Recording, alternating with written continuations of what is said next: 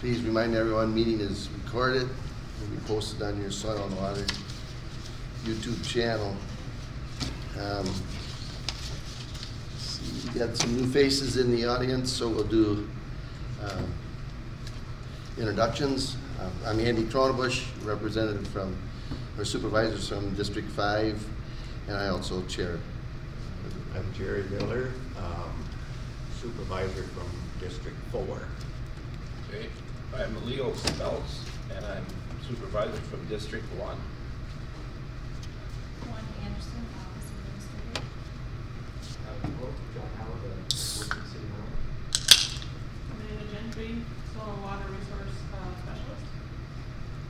Winona County Planning and Environmental Services, K-12. Carly McNulty, one of the people officers. Sheila Hines, County Water Planner, Steve Jacob, and I live in the County Board. Thank you. Any public comments this morning? You want to have Bill introduce Well, himself? yeah. Introduce yourself quick. Bill Rocan. Supervisor about, District 3. and Bill about district manager. Any public comments this morning? Any public comments? Hearing none, we'll move on. I would like to add one thing under new business, number 4, Brent Graydon. Brent? Yeah. He gave me a phone call this week and he'd like us to talk about his situation a little bit.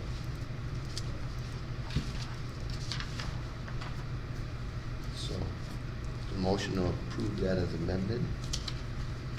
I'll move approval of the amended agenda. Second. Second. Motion's been made and seconded to approve the agenda as amended. All those in favor signify by saying aye. Aye. Opposed, nay. Motion carries. Consent agenda. Move approval of the consent agenda. I'll second that. Motion made and second to approve the consent agenda. All those in favor signify by saying aye. Aye. Opposed, nay. Motion carries.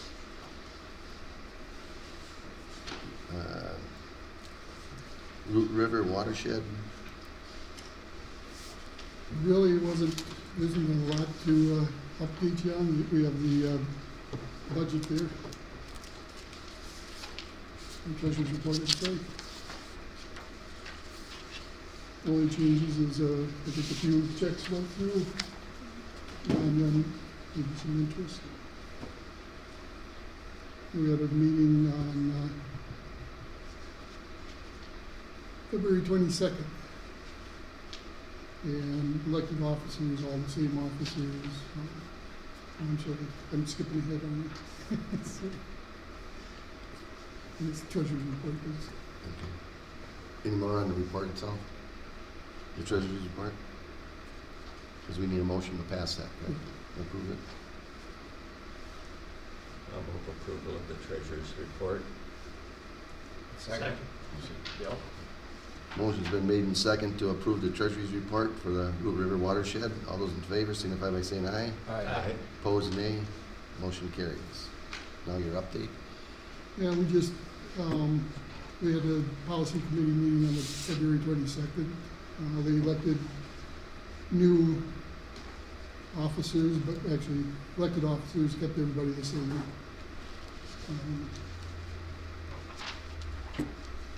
a whole lot. We had a presentation by St. Mary's University on the work they're doing with hydro conditioning. They go through and map the watershed as far as the flow. And what they have to do is they have all these things from LiDAR, which is a new thing they use for developing contours and a hillshade for the watershed, but it can't see culverts. So then they have to go in and find all the culverts and calculate those through the roads and ponds and stuff like that to show the proper flow of the water. They have think they've done that on the entire watershed, haven't they? And now they're working on some tools to help calculate where highest runoff, highest erosion, things like that occurs, and then we can compare it to where we have practices and see if we need to add more in certain areas, stuff like that.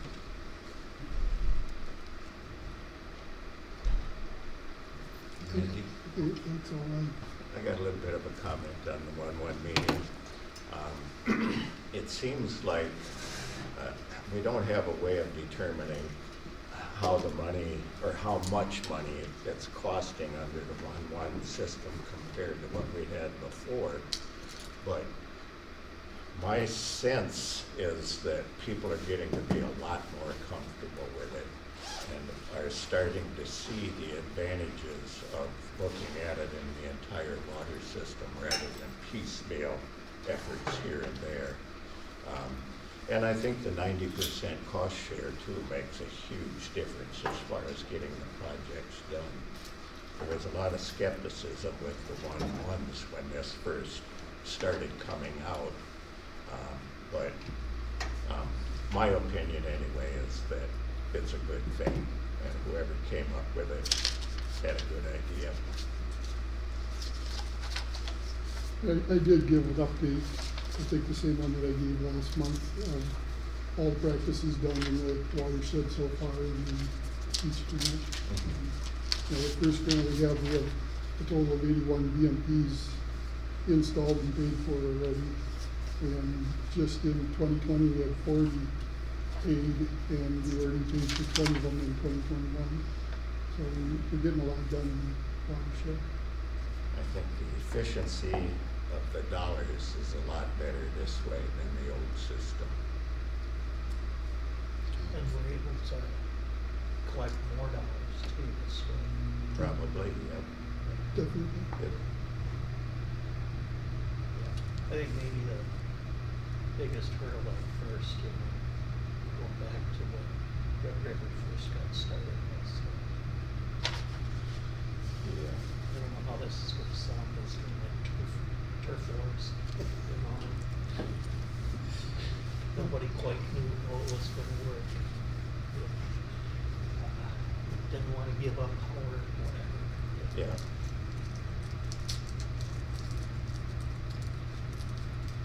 That's all. Okay.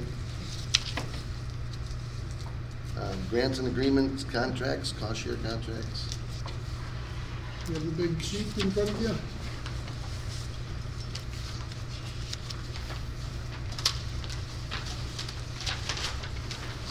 On the full page side, there's one thing highlighted in yellow. That would be Adrian Loroff's cost share contract for Oriental Bittersweet. And he's asked to have that canceled. He's has some health issues and just not able to get to the project like he was hoping. He still wants to do it, but he's just not sure, if I'm not mistaken. Still wants to do it, just not sure on the timing. Yeah, he might do it further down the road on his own. It just all depends on how his health progresses.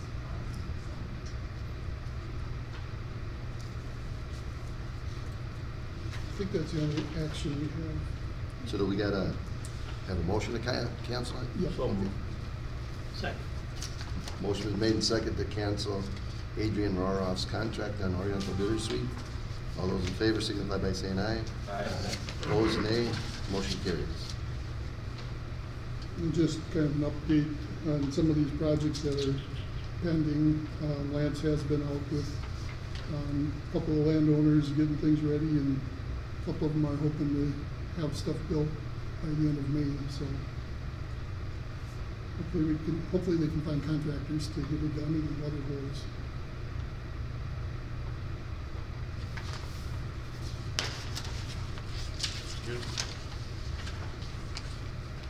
There's nothing on the back for us? Okay. No action, no. Okay. And on the new business, engage Winona, City of Winona Sustainability Plan, presentation. Brian wasn't able to make it. Okay. But John is. John. So good morning, thanks for having me here. I work with the city of Winona. I'm the natural resources and sustainability coordinator there. And we're starting our process of doing sustainability and resilience plan. I do have a slide show, it's pretty brief here.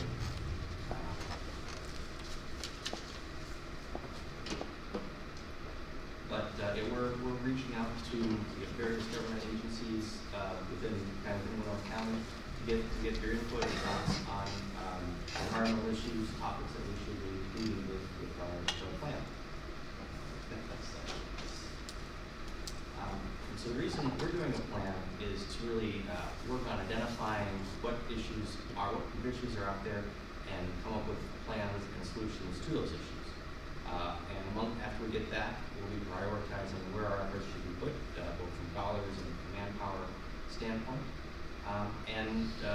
We also are doing a plan to get input from the community. So a lot of folks come to us with complaints, but we want to be more proactive and hear from folks about what they think should be on our agenda and on our plan. So our plan is being developed with a consultant, as well as a steering committee of city residents and experts. And there's been 6 areas that have been kind of elected to be focus areas, and they're pretty broad. I think the first 3 I thought might be most interesting to the board here. So natural area management, looking at how we manage invasive species and wildlife, looking at water quality and water consumption, trying to promote local food and sustainable agriculture, looking at materials and waste, so increasing our recycling, being more efficient with our resources, energy use, both reducing energy use and promoting renewable energy when it's feasible, and then transportation, trying to reduce those emissions from greenhouse gases and make it more sustainable transportation system. And we'll be looking at climate change and how that may impact any of these issues, and how it's interrelated to kind of our projects. And so I'm here today to hear from the board as to what you think are priorities and any suggestions you might have for inclusion in that plan. We're very open to your input, and we will talk with some staff. In the coming month, we'll have an online survey that's going to be open to the public. You don't have to be a city resident. You just have to care about what's happening in our town. So Brian Verding, who is our kind of engagement guy, he wasn't able to be here, so you unfortunately didn't meet. But I'm happy to field any questions you might have, and certainly take down your thoughts on what you might like to see in our plan, and how there's any connections that we work together with some of our conservation. So you work for the city, correct? Not Yes. the county? Yes, I'm okay. the I was just making sure I understood that. What are some of the priorities the city has as of now? Are pertaining to this? Is that are you focusing on the lake or what? I mean, that's certainly a big priority of a good portion of our residents. It is probably one of our treasured resources. So that's definitely in the water priority, one of the big pieces in the water category. But we are looking at trying to look kind of a broad perspective of kind of our greater environmental resources. So looking at the bluffs, looking at invasive species, water, pretty broad. So is this plan been, hasn't been publicized yet, or? We're really just getting started. So Okay. we have a steering committee, we hired a consultant, and now we're just talking to folks to see what we really should be focusing on and doing that. So we're kind of this is the first inning. Yeah. Okay. Great. I guess one comment I would have is our last BALM meeting was concerned on water storage, to keep it, out of towns, out of water supplies. And one of the biggest things I think Soil and Water can do is have more farmers build more ponds to hold that water back so it doesn't all come at one time. And I know they did that in Pleasant Valley, and I don't know what year. Darrell might know that, I think it was like the sixties. but, okay. There's what, 7 ponds down there? The Right. People got together down the valley because they got tired of being flooded all the time, and they built these big ponds to hold the water back. And I think that's a prime example whereby putting more ponds out on the surrounding farms could reduce the water flow, rapid water flow into the city of Winona and into the Mississippi River to prevent flooding all the way up and down the river. My other second thought on that is this is a benefit for everyone. And I was thinking that if somehow either the county, state, federal could put more money into these to help, because a lot of this, the farmers would let people use their land to build these dikes, but not necessarily benefit the farms in certain areas, where we could have a minimum cost or no cost way of constructing these ponds, to help everybody and not put a burden on the landowner. And it's not just farmers anymore. There's a lot of landowners out there that aren't actively engaged in farming. But like I say, this is something that came out of the ball meeting that we had last month, and I think it's something that ties into what you're trying to do, is control the water to a certain extent, the water flow coming into to Winona and the river and everything else. Well, we'll definitely look into that. Okay. It's a common problem and this is what I see as a trend, and he nailed it, is as land management changes, people are, it used to be a lot of farmer-owned scenarios, and now we're seeing landowners come in that aren't farmers, but don't realize, hey, it's really neat to own all this land, but don't necessarily get the upstream and the downstream effects of their management practice. And so what ends up happening is that isn't necessarily penciled into the cost of owning the land. And so then, when somebody upstream is doing something, they're more willing to spend your money to tell you, hey, it's affecting me. But when your land is affecting the next person down, they're saying, well, I don't have the money to do that. And then it falls on the taxpayer to fix their dilemma. So education to people buying land and saying, hey, this is beyond just buying a $3,000 lawnmower or something to go up, and sure, it's nice to have trails through that 40 acres you just bought, but what are the idiosyncrasies that come with owning this chunk of land, and how are you going to be affected up and downstream, and not necessarily always turning back to the taxpayer to pay for those idiosyncrasies. So I think the education in that aspect is good, because just like the SWCD, we only have so much money. And we want that money to go where it absolutely has to go, rather than teach everybody, hey, don't worry about it. The SWCD will set in and take care of it for you, or whoever. So I would like to see that practice being put more onto the landowners when they're purchasing these properties, especially because the farmers have the trend of doing it. Just like back in the 60s, that was predominantly farmers that did that for the benefit of everybody and footed most of the bill. We don't really see that anymore. So I think Winona, being a centralized location, being affected by the outside locations, because it's all going to a hole. We even look at what Lake Winona was originally kind of for. It was a pond. To bring all that to one centralized, and now we're coming around saying, well, let's make it beautiful. So that used to have a specific reason. And so I would like to see that picture being blown up and brought back and said, hey, as a government entity, we only have so much to be helping everybody out. Can the landowner really understand what they're getting into when they buy these parcels of land, so they can have some of that too? Does that make sense? Yeah, so kind of having folks really understand the impact of reactions and how you're Upstream or downstream, yeah. And what it'll help us do is not create an overwhelming burden as this continues to happen, and we're seeing more and more of it. When we have to figure out how to go fix it for them. Does that make sense? Yeah, easier to prevent a problem than resolve it. Right. So education to show people, hey, just because the bank gives you the money, there's these other things that potentially you better understand what you're buying, and don't come turn around to everybody else going, hey, because like I said, they're quick to point upstream when that farmer at the top has something coming down and saying, hey, that farmer's wrecking my property. I don't care if you got money or not, you fix it. But then when it's them that owns the land and they're affecting the next guy down, it's, well, I don't have no money.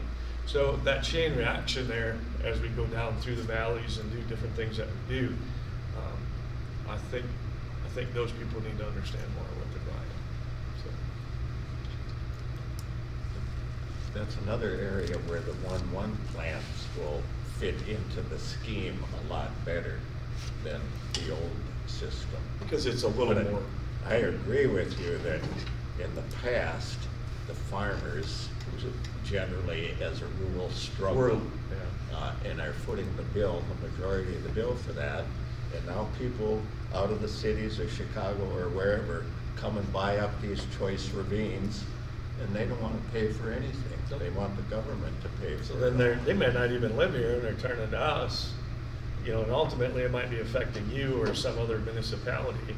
And then really looking at going back to, I think even at a county level, and getting the county commissioners to understand what the rural problems are and working more closely together rather than maybe the division in that, and saying, hey, you know, we have to make sure that this out here is taken care of, because it could be a potential adverse effect, especially going back to, I guess, the most sizable municipality of Winona, and because you're at the bottom of the hole, probably the most affected.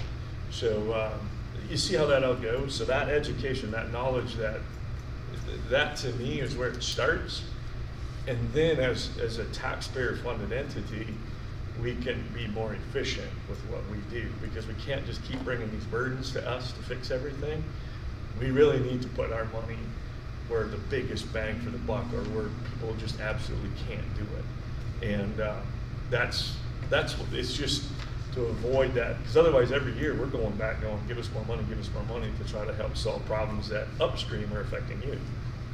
So.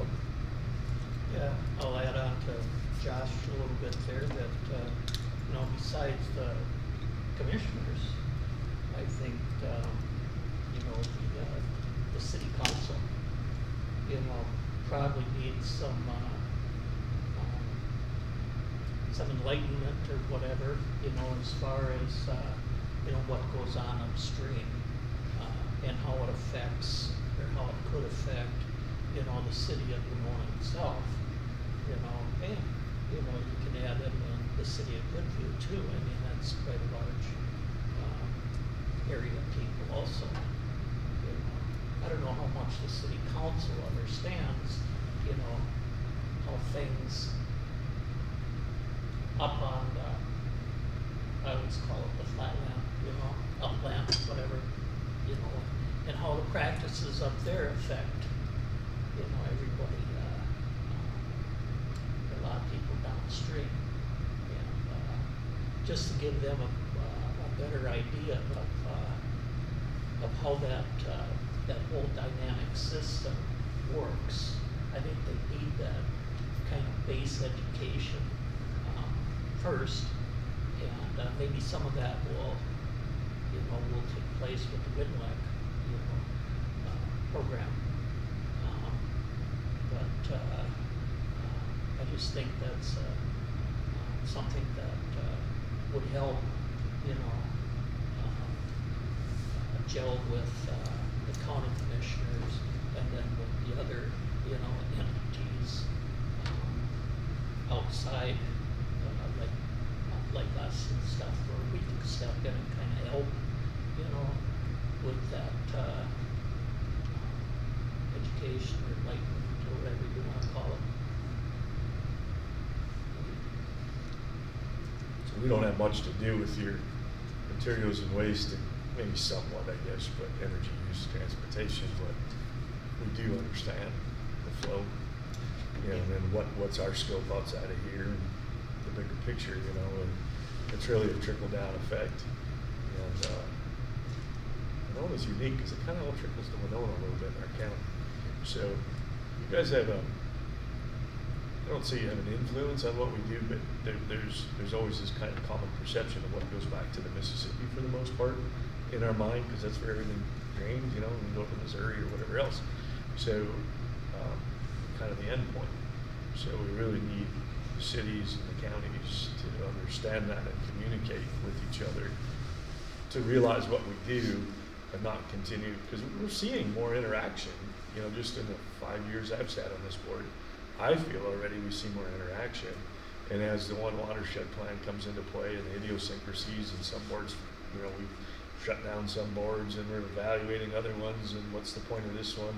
And I've, you know, on the executive boards, and it's changing. The dynamics of all this is changing, and we're trying to educate and say, hey, this can't keep coming back to the taxpayer funded. The taxpayer themselves, if they take on some of these things, are going to have to realize what comes with that. And it's called responsibility of land management. It's not just owning the land, but it's managed. It's just like telling the farmer, hey, cover crops, soil crops, manage your deal, no-till, whatever it is. We're going to the landowner, who we're seeing less shift from farmers or outside landowners that are renting back, and saying, you have an obligation as a landowner to take care of these things, and can't necessarily just be relying on the taxpayer when something comes up to fund your problems. So that to me is part of what this board should be doing, not, you know, on top of what we already do. So anything you can do to help that would be great.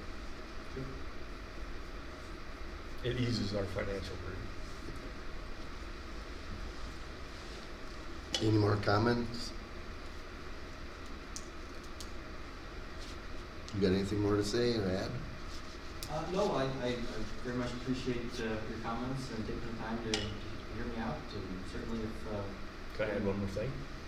Before you're done? Don't dump aluminum into Lake Winona. Don't like that, okay. Don't dump aluminum into Lake Winona. You and I can have that discussion. All right. I'm just telling you, be aware of that, because I know that got brought up a while ago. Yeah, that's been suggested, fixed if possible. Okay, letter of support for Green Corps member, posted by our SWCD.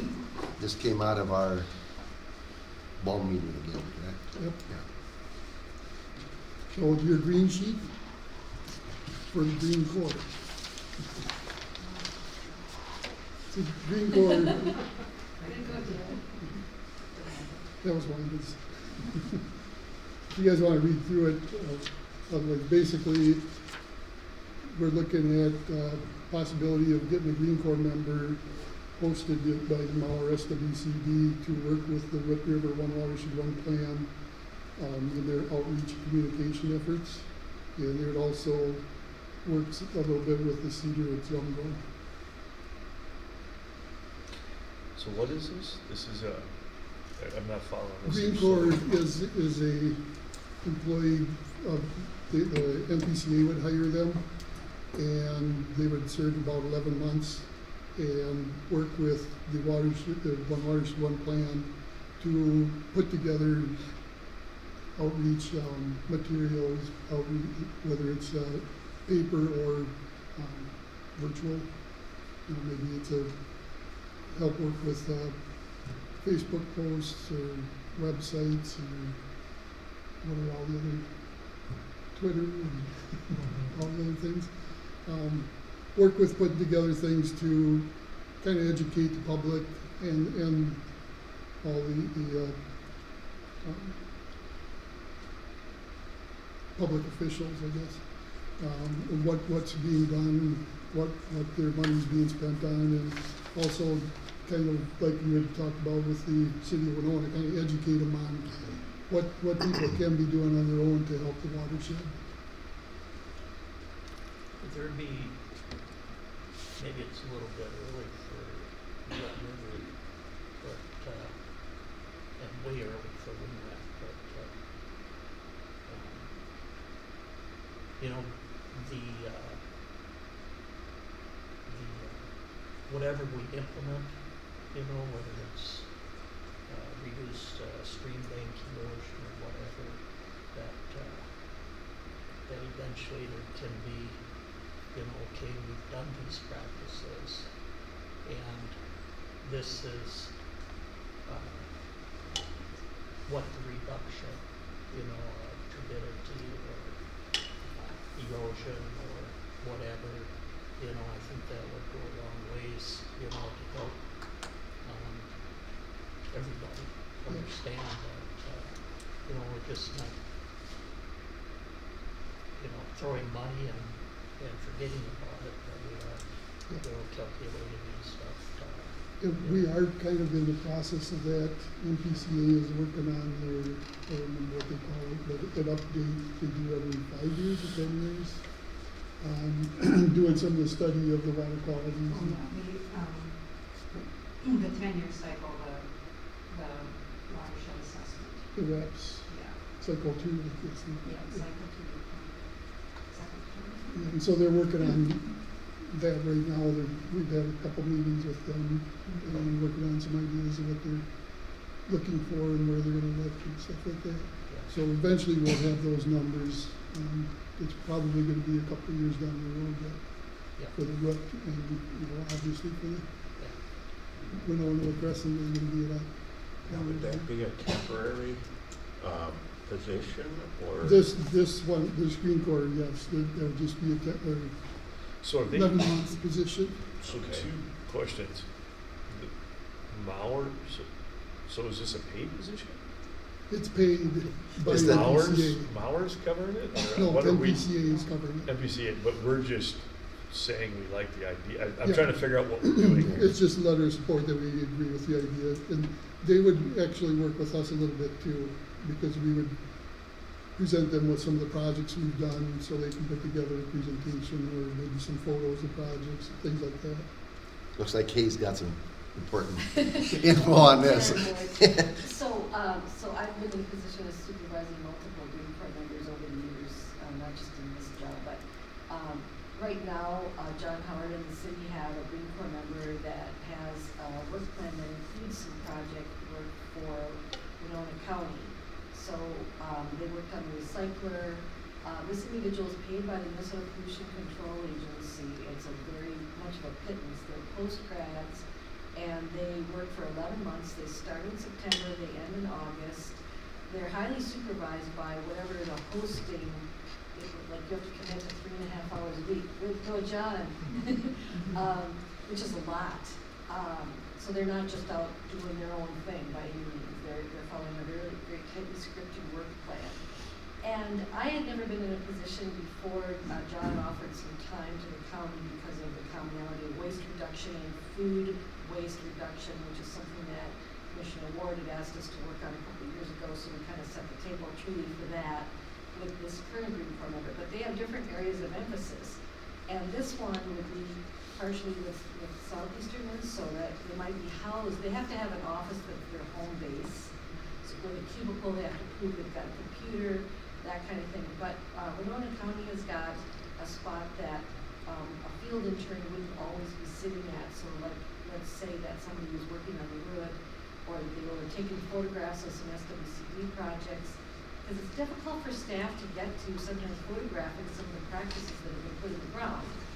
I mean, we want to, and we know that we help other people, but Green Corps members are not a substitute for staff, but they get to things that staff can't always get to. And sometimes getting that good message out is a matter of getting better visuals, because that's just one of the toughest things. So whatever the work plan is that's put together, there would be a spot for them to park, maybe one day or a couple days a month or whatever, on this side of the county too, if that's helpful. But I think, a shared work plan can be successful, and I think that's based on my experience working with John and Kelsey Travers, is it Travers or Travers? Travers. I always say Kelsey, so I never really heard her pronounce her own last name. But it could be, something that is not that difficult to administer and still get some benefit from it. I think part of the reason this came about is everybody could always use a little help, but they didn't have enough to hire one for the 11 months. So somebody come up with the idea that why don't the whole southeast area get one and share. And again, Mauer said that they would house and I think there's insurances and stuff like that have No, to. that's all by MPCA too. Oh, MPCA too, But okay. Mauer has a guy on staff that does a lot of outreach stuff himself, Yeah, but they're really, they're also the managers of the Cedar Watershed District, so they have a lot of, quite the workload. And so he would work with this Green Corps person and kind of educate him on some of the stuff, but also work with them on putting together all these different presentations. They would put together a photo library, so you know, if we're doing some project on a stream bank and we didn't have a picture, we could pull one out of the library to show people. Just do a lot of the education stuff that districts just don't really, a lot of times have the time or the expertise to do. And the letter of support is because it's an application process, so So it's it's, just.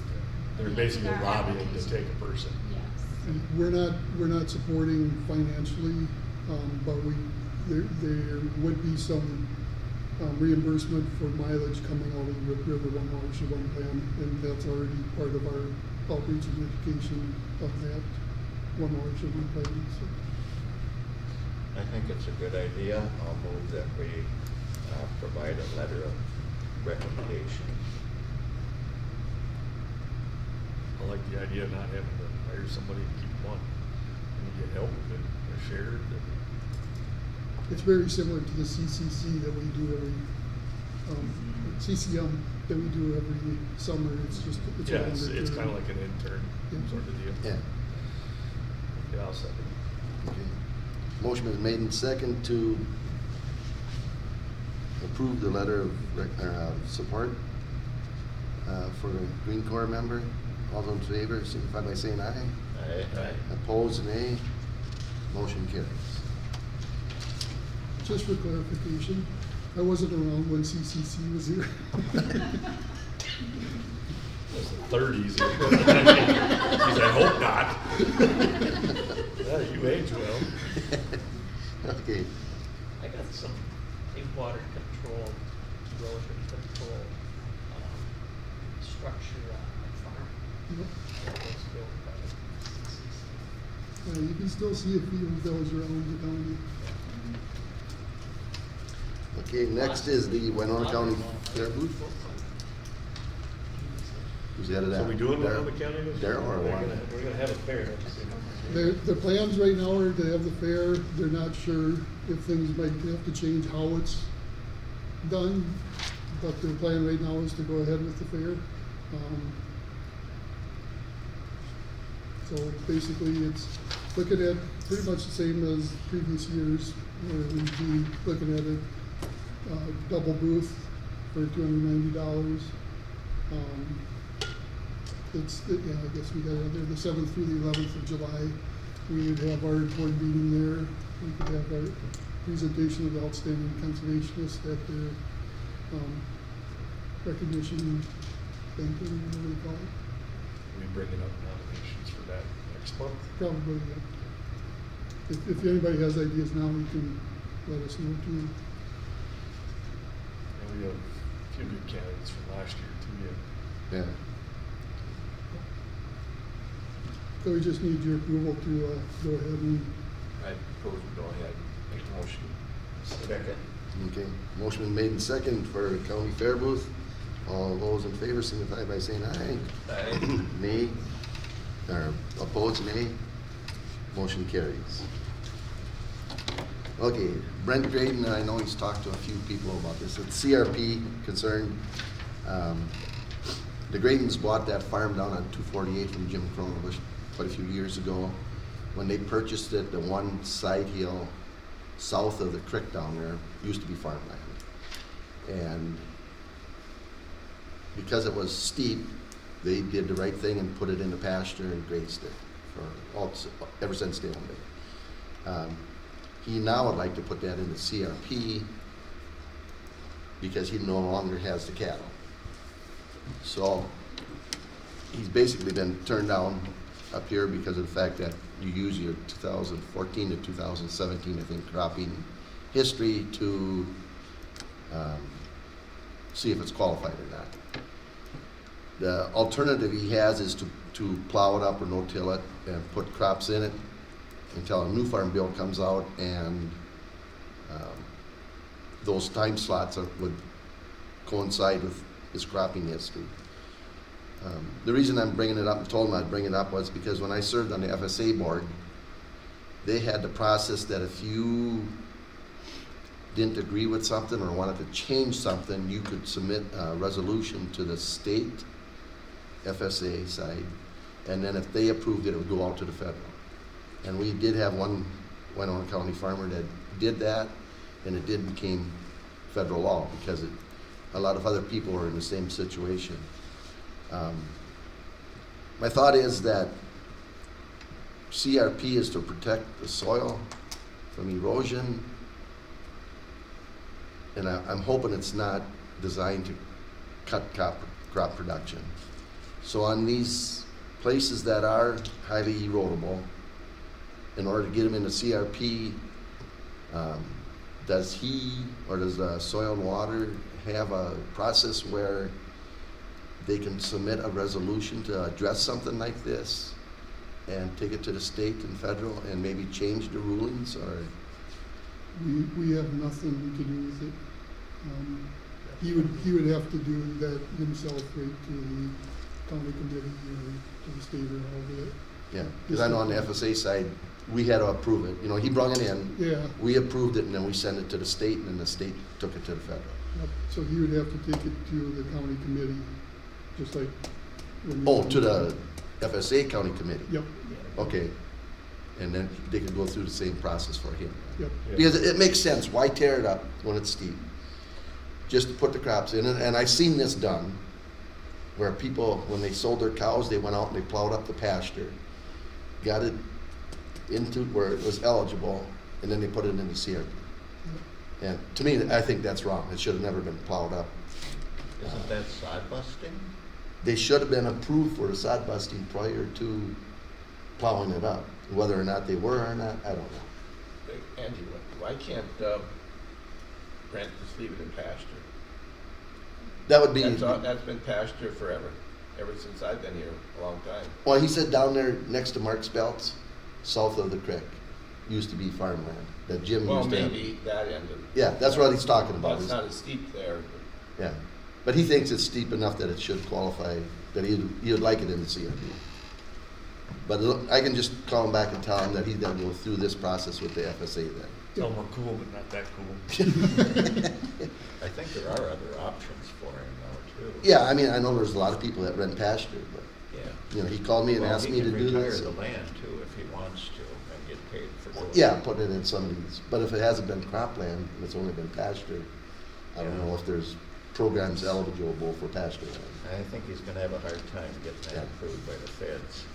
He's at step one, he's looking at one option, and he has other ones. Yeah, so like I say, he called me, I said, I'll bring it up, we'll have discussion on it, and I told him I'd get back with the results, so. It would be nice, we do have a rim easement right adjacent, right along that stream corridor already. Oh, So it'd be okay. really nice to have more CRP or something right adjacent to it. Yeah, But it's completely out of our hands.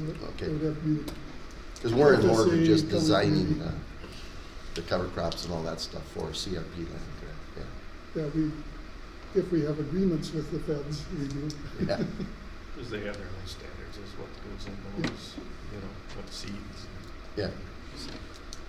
Okay, that's all I needed on that. Moving on to old business.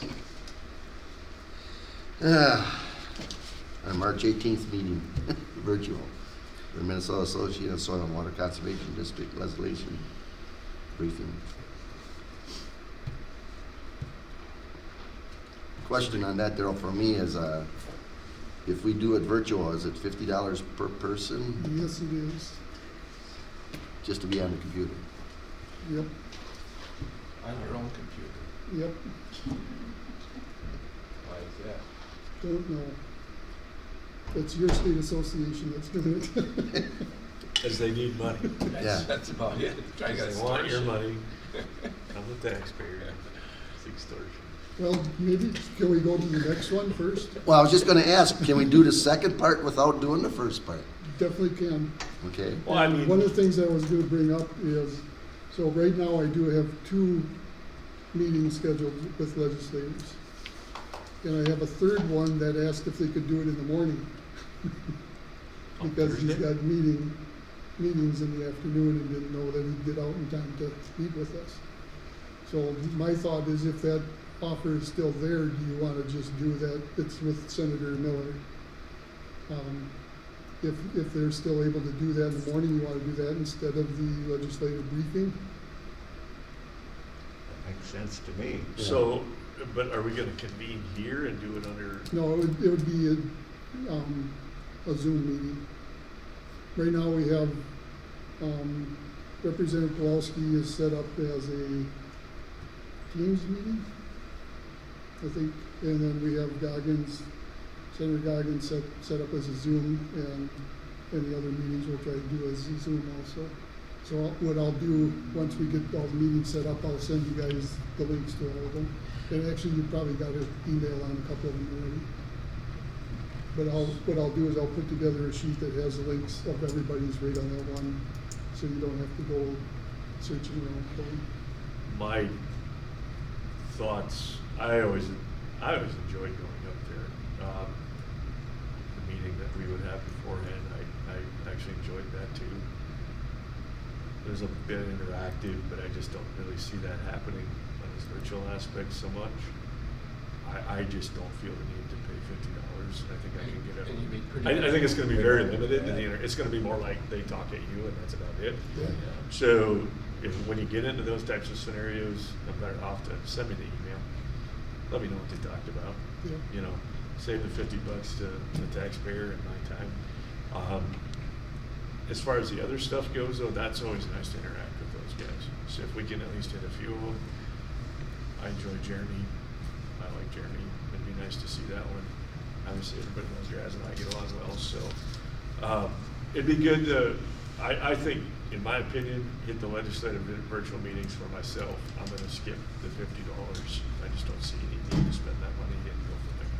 So, and if you can somebody can just get me a timeline when I need to be on a computer, I'll leave Thursday somewhat open to be able to get those. So. But once I get our schedule figured out, I'll send out the timeline. In that timeline, I'll include the links to each one of them. So is there any of the board members that would like to do the virtual, The- the 10 to 12, The briefing. the briefing? We'll ask Jerry when he gets back, but, so otherwise, I think his intent is was good. Meeting with the legislatures is more important than. yeah. Yes. So- Yeah, I think just an overview from that would be good. So I'll try and, I'll see if Senator Miller is still available in the morning, and if that's the only time he's available, we'll do that. Did he say early or late? He said 10, well, actually, I didn't talk to him, it's his assistant, but they said 10:30. So it's right in the middle of our briefing. So, do we need board action then to? Yeah, because you guys are still gonna get paid for it. so Yeah, you we need still board are. action to say that it's okay. Oh. I make a motion to attend the virtual meetings ad hoc. The whenever legislative- the legislative legislative meetings, meetings. virtual legislative meetings ad Yeah. hoc, whenever you tell us. And skip the virtual The briefing. briefing. Okay. You know what? Motion's been made and second to just do the legislator virtual meetings on or near March 18th. Any further discussion? Gary, we're making a motion to skip the virtual registration part of The it. briefing. Yeah, and give it a second. Yes. Yep. I've got a motion and a second. Okay, so we're ready to vote then, to just do the virtual with the representatives. Aye. All those in favor signify by saying aye. Aye. Opposed, nay. Motion carries. And then we'll know that by, As soon as I find out. but- that's next week. Yeah, it's next Thursday, week Yeah, from we'll today. come today. So I was hoping to have it done by now, but I don't have it now yet. So Jean and Guggens, they're both scheduled at that time, so we can plan for that, Yep. that day right now. So Pulowski is set for 1:30 and Goggin is set for 2:30. And we have a half-hour block That's usually what it is. There's not really a set thing this time because it's all virtual and we're not walking between, but I figured to try and keep it to a half hour. I just wonder how prompt those, If they're gonna be time there. we've been up there, the wait, you know, you said at 1:30, but it's Yeah. most likely not gonna happen. And I don't have time to sit there and waste the whole day.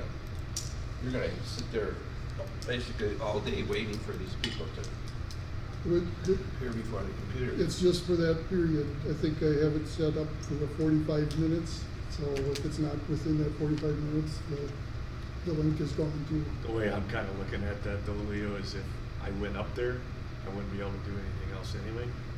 So I'm just looking at that day saying it's gonna be the same thing, only now I get some time to get some stuff done. I'll just wait for your briefing. Tell me what happened. I'll get just as much out of it. So just one more thing on this though. When the assistant sent out for Representative Pulowski, I can't remember if it was yours or Leo's. One of them bounced back. It might have been yours, because I looked and yours was almost full. So if you guys can all go through and make sure you have room in your clean out old emails or something. Cindy emptied mine. Just hit all, delete. It ain't that simple on mine for some reason. You can only do like 22 at a time, and I was at 436. Oh, gee. So it took a while. So that's another reason I want to wait to send you out the links, so you don't delete the link. Yeah. Maybe shoot a text or something. So, And Jeremy will be in the morning, that same day. That's what I'm shooting for. I asked him if his assistant was still available. I haven't heard back yet. We'll send you a text after we send it. okay. Progressive Agricultural Safety Day update. Yep, so we're moving ahead really well. We have 7 schools and 2 homeschools joining us, total of 235 kids. We're in the process of ordering the things for the goodie bags and getting the donated items for goodie bags. We had put a press release out to all the papers, and I know at least the Winona was the Post, put a really nice big picture article in for us, and we pulled in a nice donation from that, so that was very nice. I'm working on editing and stitching together the videos to be able to just push play when the events start for the kids, so that way we can make sure that, any outtakes are not, presented to the kids and things like that, so, moving along really well, and, as the date gets closer, we'll start getting all of our big stuff in, and our committee will get together and probably be on this side stuffing bags, so we can still come to do the social distancing and, get those up to the school, so. And what is the date, Amanda? So there's 2 events, since they're virtual, try to make it work out for classroom schedules. The first event is May 5th and 6th, 1-hour segment.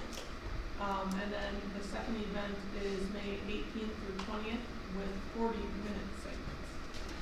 Just so it would work out with their class schedules better. And it's roughly split 45-55 between the 2 events for the number of students we have. So it works out really well that way.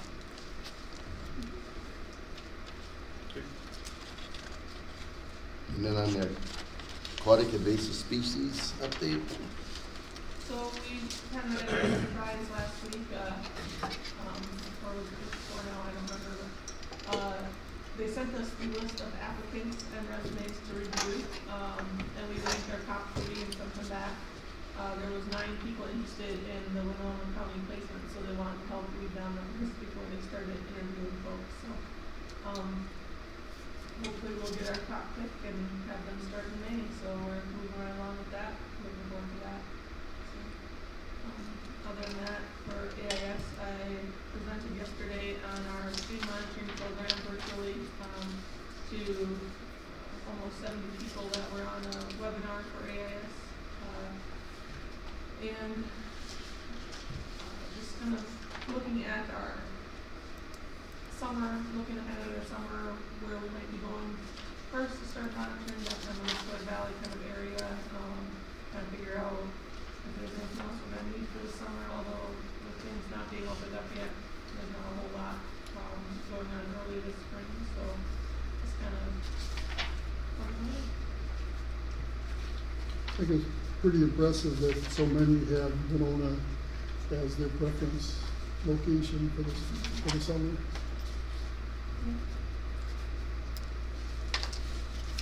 Okay, reports. Mr. Jacobs. Quick question Oh. before you go any further. I only have 4 checks wanted to sign, but there's 1, 2, 3, 4, 5, 6, 7 here. Am I missing something? For ACH, Oh, they're all together. Oh, that makes sense. Okay, there you go. Steve. Yeah, town board's working on a number of issues. Of course, we're moving forward with the jail project. COVID relief is a big issue. We're gonna have a large amounts of funds coming in from Winona County to distribute out to the community for COVID relief.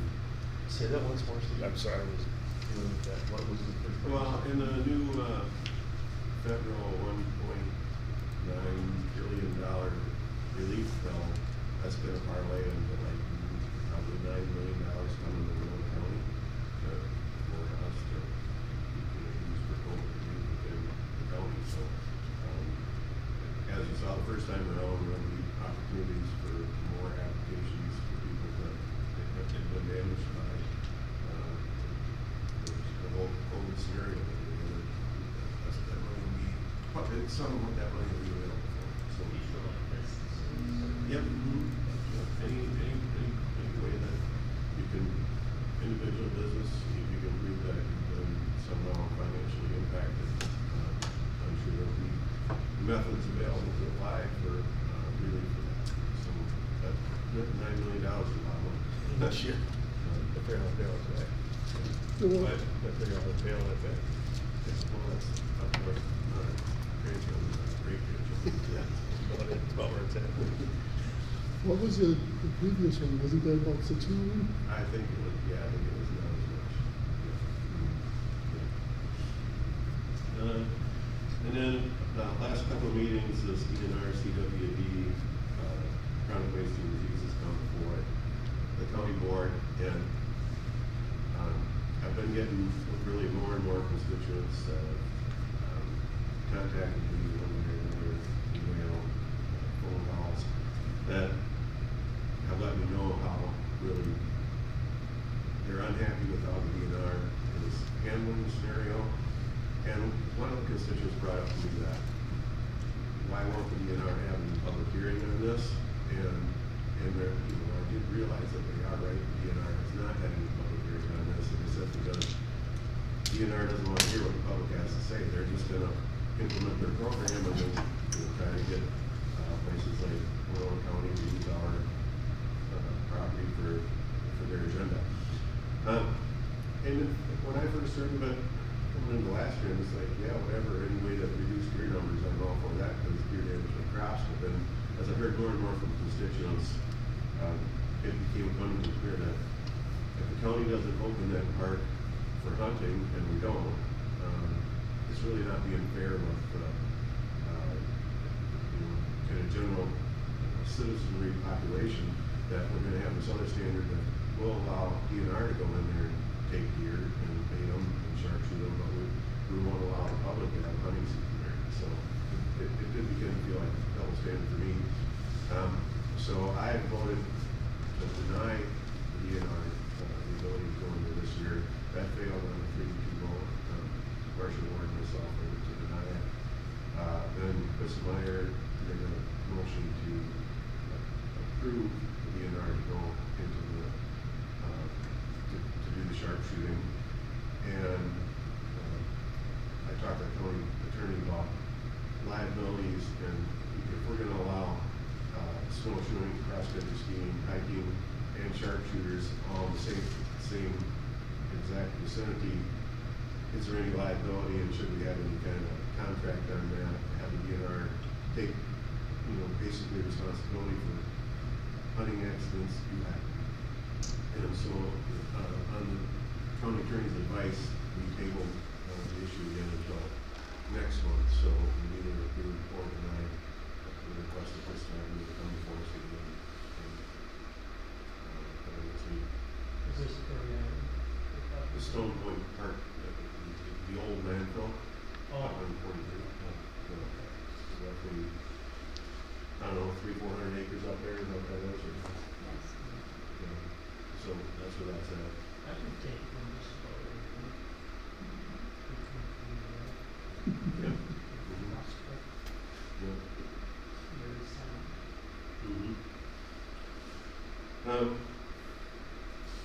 And then I'll just touch on, since there's a letter to me from the county attorney that specifically involved this group. The county attorney said that I've been making hurtful and abusive statements at these meetings and at Whitewater County College board meetings. It's not my intent to be hurtful. I take political positions. I'm not gonna back away from that. My intent is to just continue to be accessible, you know, to answer questions and to be transparent. So I don't feel like I've done anything wrong or inappropriate, but certainly if anyone wants to bring up to me what their concerns are with that, I'm all ears. So, and I think I had another couple of interviews yesterday. I think there'd be more of this coming out probably with media covering it. So there's an article yesterday in Rochester Post on it. So I don't feel like I'm doing anything wrong. I was elected to be a political person and I'm going to continue to do what I think is what I've been elected to do. Is that from this group or from people watching on YouTube? So at our last meeting, we did bring up, put on a future agenda item, how these internal complaints take place. So anyone can make any kind of allegation against me or I guess anyone in the county, and that person gets to remain entirely anonymous. And in this case, they don't even, there's like no investigation to see whether the allegations are true. The county attorney just says that person, you don't get to face your accuser. I asked for specific transcripts of exactly what I said. They just would only give meetings that offended somebody. Is it a way to, it's always disappointing because you don't really know how to make a right out of it a little bit, or, I mean, that's how I guess I would feel. You know what I mean? You don't really know what you did. Yeah, I don't think personally, just myself, I think you just be honest, and I appreciate that because I'm just kind of say it the way it is too, so I don't really call you doing anything. You want to give us the First Amendment? Yeah, it feels like it to me. And I don't know what the extent of the county attorney's authority is, but if someone doesn't like what you all are saying, I don't know that the county attorney will, that person won't make a complaint against you, and then, you could be subject to the same thing I'm subject to.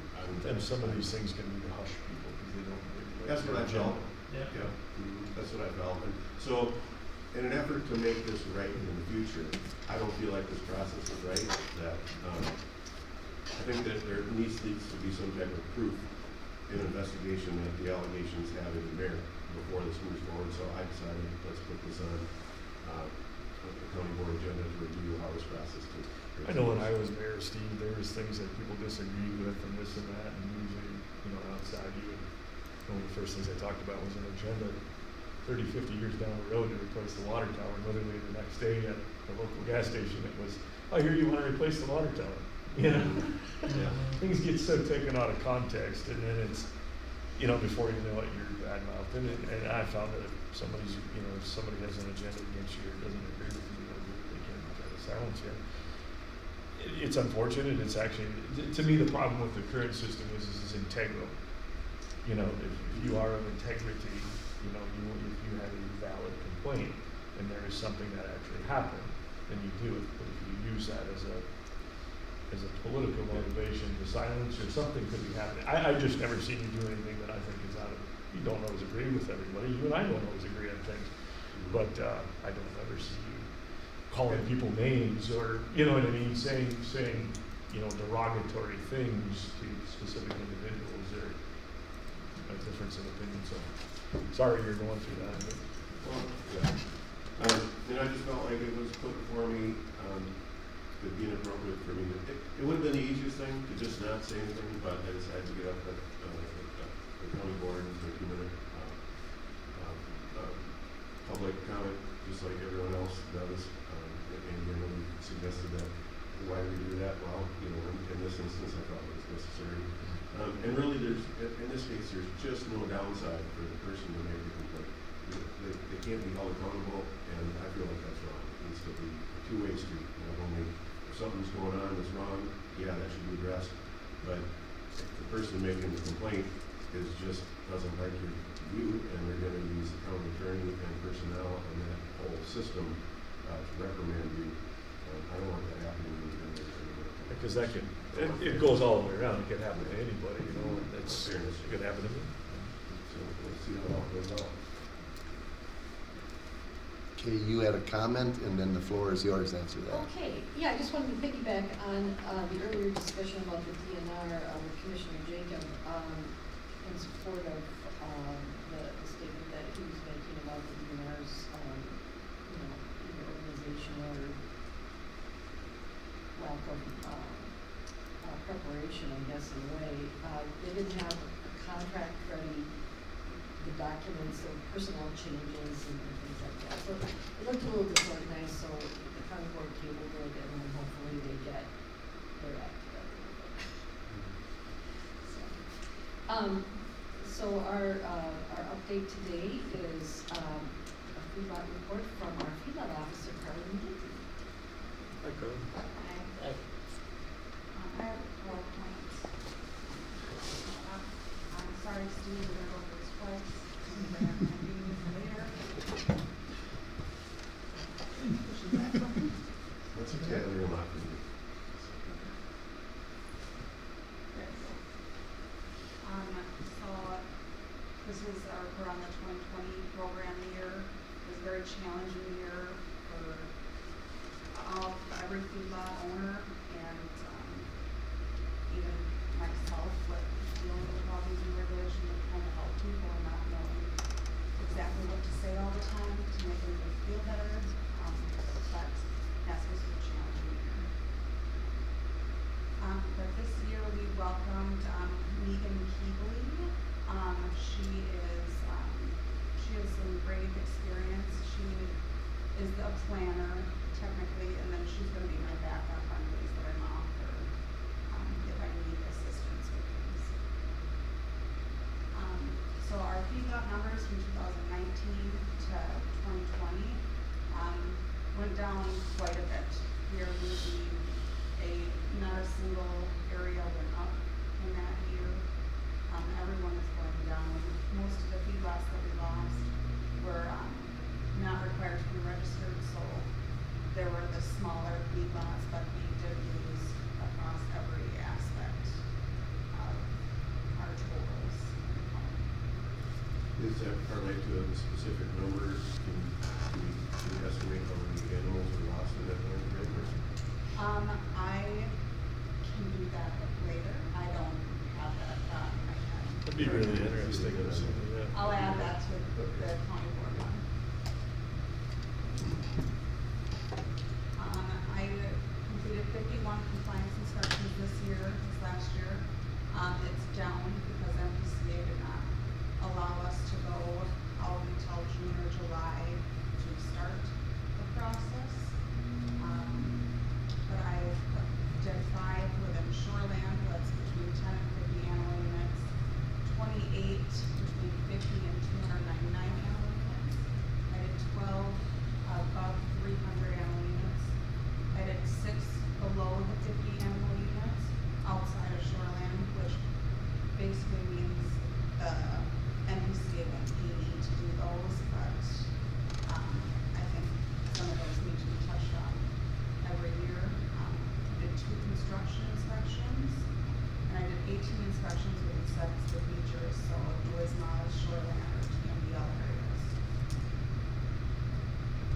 Non-compliance, we only had 1 that was non-compliant for water quality discharge, so we had runoff or manure,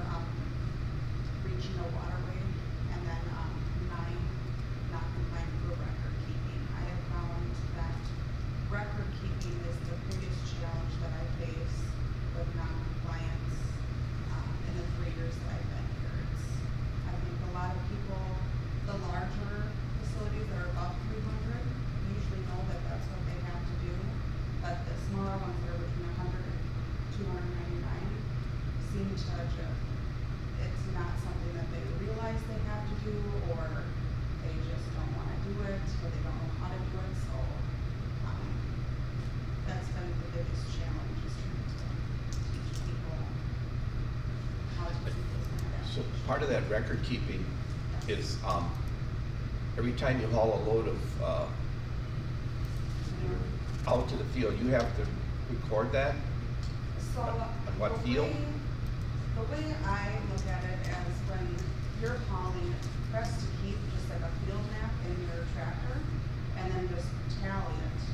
And then when you're, tally how many loads you do, and then write the total number down on the worksheet when you're done. I usually allow, a month time frame in there, so you can tell me how many loads you brought over in March or in the fall.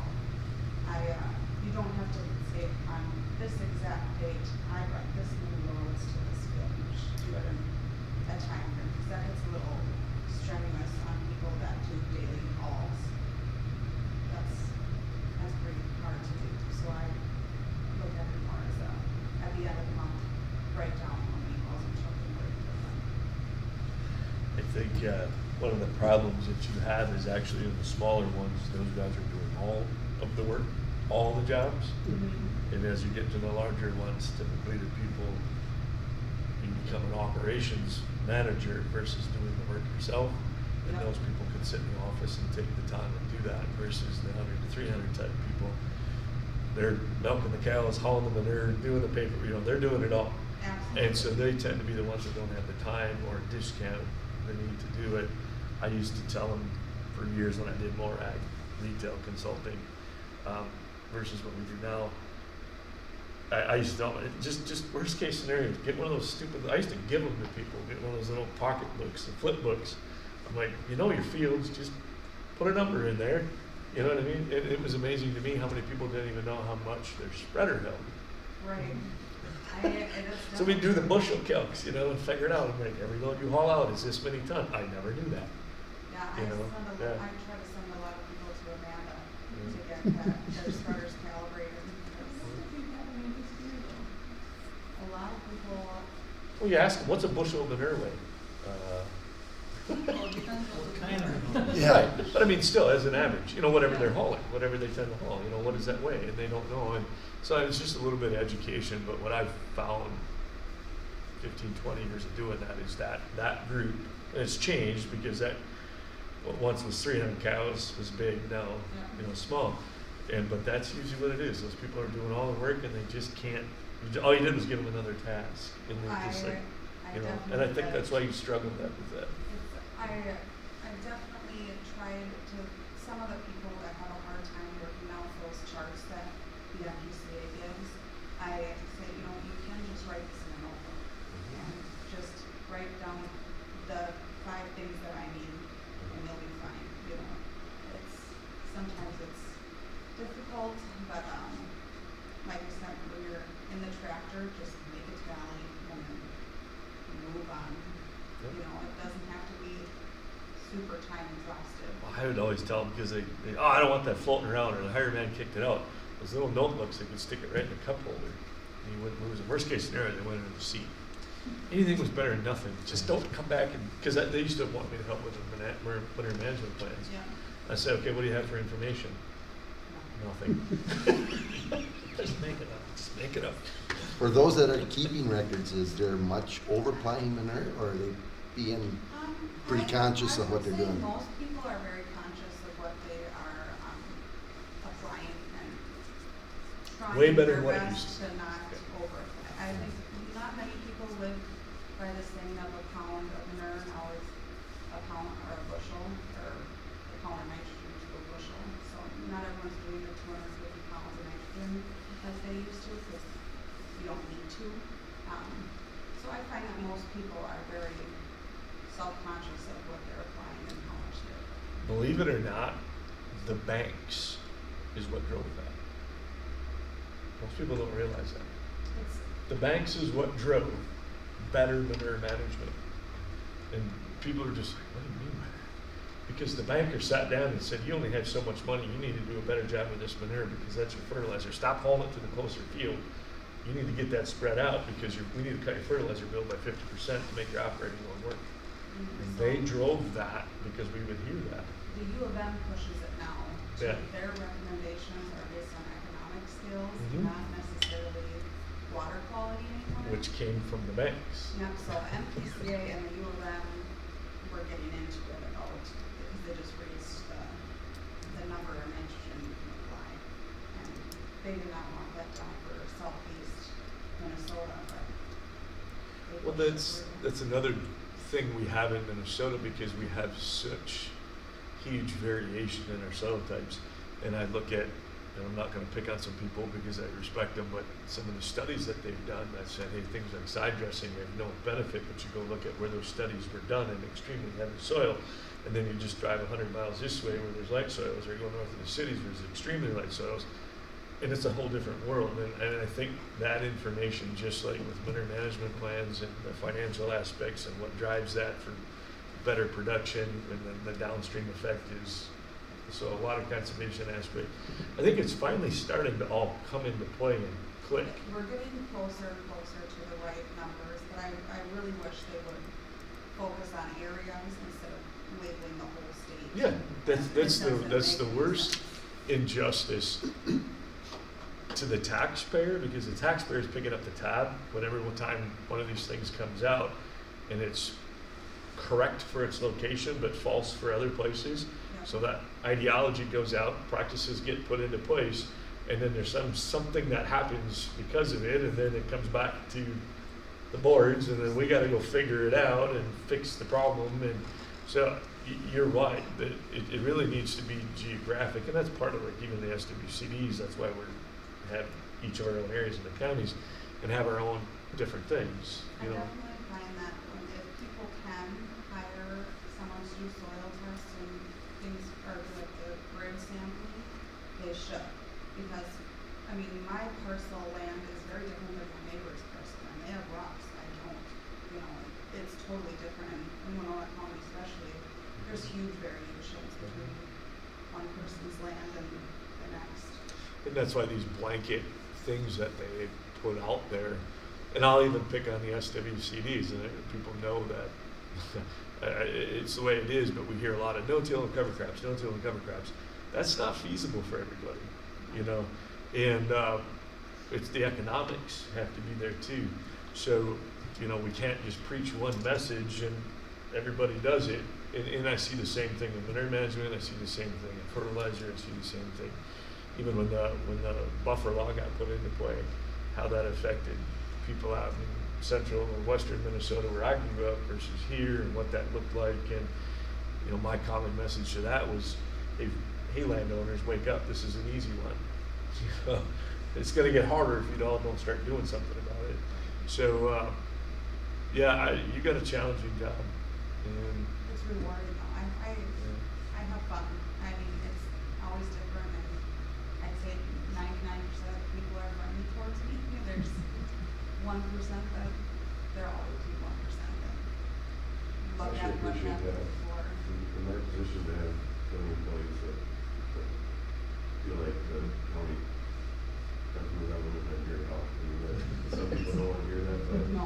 if you have good employees, well, Yeah, I would such an say asset that to the community. Thank you have one of the most challenging jobs of any county employer.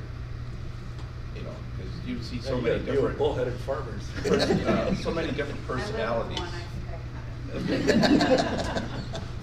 And I have to say, and this relates to Carly's next slide, when I get a weekend call from the emergency management and I talk to Carly, she's in her car, her truck, 20 minutes later, heading to an emergency on a weekend, drops whatever she's got, and she's such a responsive person and keeps in touch, so I can keep in touch with emergency management, and so I have to, I guess I just did lead in for your next slide. Well, thank you. Yeah, this last year with emergency response has been very challenging. Hog producers, I bet everyone here knows what was going on with that. It was, I think, some of the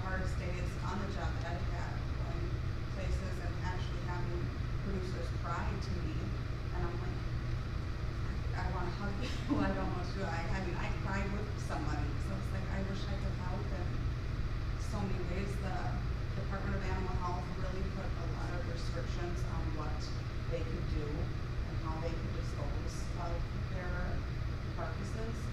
And that made it very, very difficult. They were giving cents on the dollar for what they needed to dispose of hogs. And it was, we're in the, as much as we say it, but we're in the market of raising these animals, not killing them.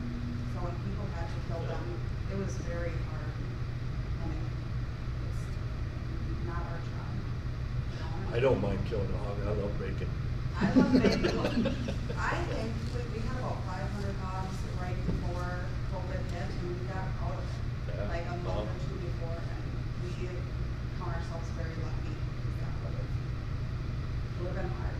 Yeah, I what- feel like that's a place where this relief funding that the county has, those applications should be good. Yes. So it's full. They need help. I haven't talked to them in a while, or the hog group in a while, so I don't know how things are rebounding, but hopefully they are. This year I had 4 manure spills. They were the same week, so that was fun. Maureen Holte, the assistant county administrator, after I reported out to the board and to administration, was like, okay, this is more manure spills than I've in like 10 years. I said, well, I've been here 4 years and definitely more. It was like, it's Monday. Carly, you have a manure spill to report or? Is it because of rain or? No, I had 2 tankers tip over. Oh, okay. People just changing their heat and got too close to the side of dirt road and tanker flipped or turned too hard. The other manure spills were, there was an irrigation system, the piping broke right next to the barn. They all self-reported and reacted well, so I didn't have to deal with any complaints. So that was nice. But yeah, they were all very attentive and quick to correct the problem. So that was a nice change too. So there was 4 total counting the 2 tankers? Yeah, 4 total. Okay. When I was farming, I had 2 tankers that flipped. And, they flipped into, kind of a dry run area. And when they did flip, the fill hole, I mean, it just plugged. So So nothing came out? hardly anything came out. That's you know. best case scenario or Yeah. something. That is close. I can't remember if you recall, it was somebody that had a vacuum, you know. Well, like Tank. septic colors, because they'll come and suck it right up. Yeah, this was a farmer. Yeah, and both the place where these tankers flipped was on the same curve. So they, I've been there. I've come around the curves and the wheels on the tanker are off the ground. yeah, And you don't stop, because that's what brings you over. You actually hammer down, otherwise they'll go right now. You yeah, just- they're coming around too fast and, Mhm. you know, they turned and once you get one of those big 4-wheel drive tractors going sideways, you're done. Oh yeah, it's all over. That's why you can't stop, because that tanker will push that tractor. Yeah. So when those wheels start coming up, everything in your mind says slow down, but you gotta hammer her down, get her on the curve, and you're done. That's it. You just let her ride, the big old tires off the ground, and The last like a milk truck. new Gotta thing hammer is down. MPCA is now requiring registrations to be done online.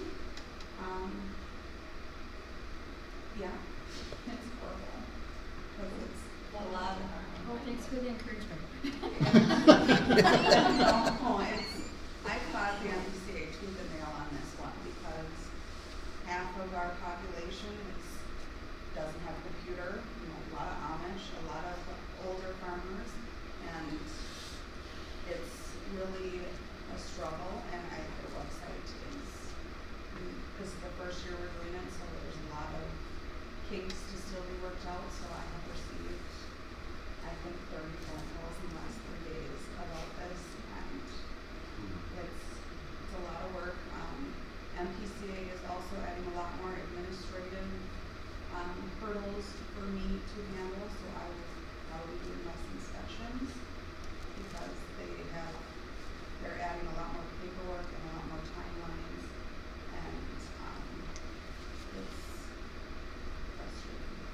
Which the Female Officers Association has found as well, because Yes. then you're not helping people where they are, if you're doing administrative stuff that, The hardest part, I guess, is the MPCA and the CFOs are supposed to negotiate what our delegation agreements are, and we were not allowed to.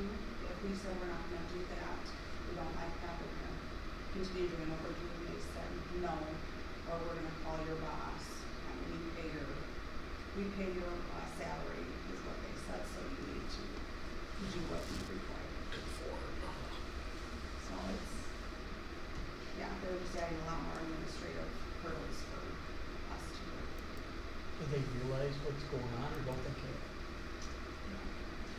It's really, Is this coming down from the state of Minnesota? Or- yeah. So, well, I think the MPCA is adding things that they want us to do. None of it's done by legislation, but if we don't do what they want us to do, they will not fund us. So then the funding would stop for our jobs, so. Sounds familiar. So they kind of either do it or else. Do it or you don't get funding, yeah.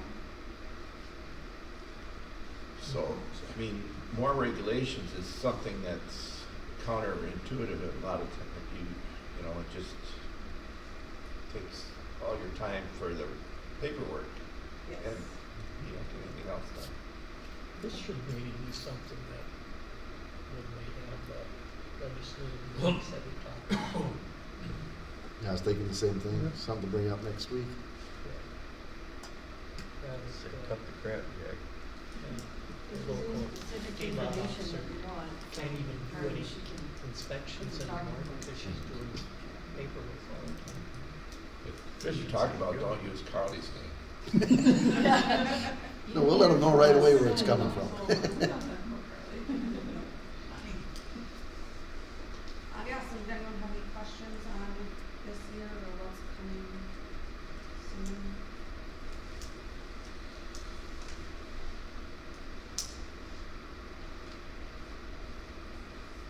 Hearing none. So Thank you. Oh, you have to inspect the Amish, Yes.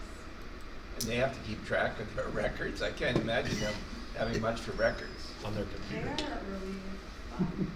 It's, yeah, I've come across a few that have just done what they wanted to do ahead of time, and so I had to lay down a little bit of the law and make them give permits.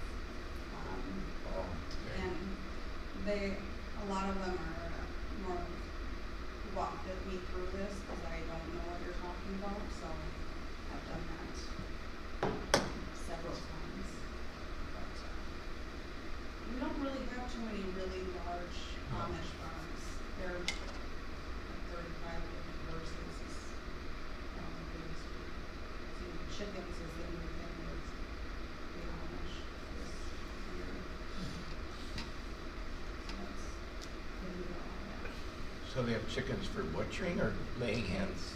They lay eggs, so there's a, organic egg Schultz, I believe, they're out of Orinoco, that are paying for the Amish to build these farms and produce eggs for that company. We got 5 in the last year or